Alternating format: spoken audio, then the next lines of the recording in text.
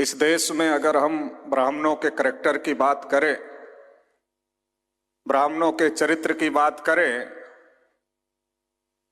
तो अगर हम प्राचीन भारत से इस बात को देखें और उनके ग्रंथों को पढ़ें तो हमें लगातार उनके चरित्र में हिंसा दिखाई देती।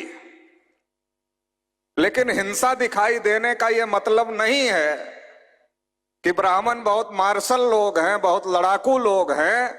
ये बिल्कुल भी इसका मतलब नहीं है। इसका एक ही मतलब है कि ब्राह्मण ना तो मार्शल है, ना तो लड़ाकू है, बल्कि ब्राह्मण षड्यंत्रकारी है। आप चाहे जितने ग्रंथ उठाकर पढ़ लो जो ब्राह्मणों ने पढ़े लिखे हैं। ऋग्वेद में अगर आप देखोगे तो पूरा का पूरा हिंसा से भरा पड़ा है। आप रामायण उठाकर देख लो, आप महाभारत उठाकर देख लो, तो केवल हिंसा ही नहीं है, षड्यंत्र है। और आमने सामने की लड़ाई में ये कभी जीत नहीं पाए, तो इन्होंने हिंसा का सहारा लिया और षड्यंत्र करके हिंसा किया।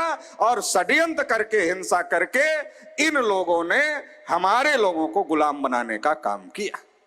तो इस बात को हम लोगों को समझना है कि ये हिंसा का सहारा तो लेते हैं, लेकिन हिंसा करने के लिए इनके अंदर इतनी हिम्मत, इतनी औकात नहीं है कि ये डायरेक्ट हिंसा के लिए सामने आ जाएं। ये षड्यंत्र का सहारा लेते हैं। तो हमें इनके षड्यंत्रों को समझने की जरूरत है, इनके षड्यंत्रों से बचने की जरूरत है।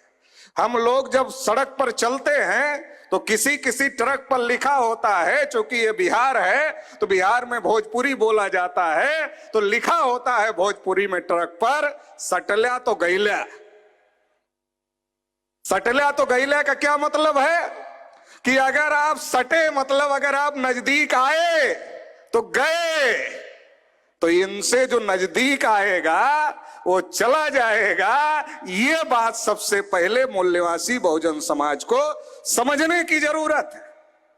अगर हम राजा वृषध्वज की हत्या की बात करते हैं तो हमें इस बात को समझना होगा कि मौर्य साम्राज्य में अगर ब्राह्मणों की घुसपैठ नहीं हुई होती तो राजा वृषध्वज की हत्या नहीं होती।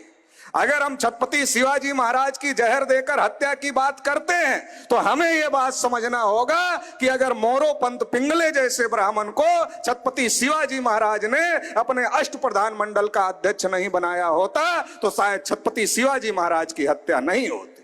हमें इस बात को समझने की जरूरत है कि जब जब घुसपैठ हुआ है तब तब हमारे महापुरुषों की हत्या हुई। और समय समय पर जो हमारी लीडरशिप रही, उस लीडरशिप को ब्राह्मणों ने षड्यंत्र करके हिंसा का शिकार बनाने की कोशिश किया है।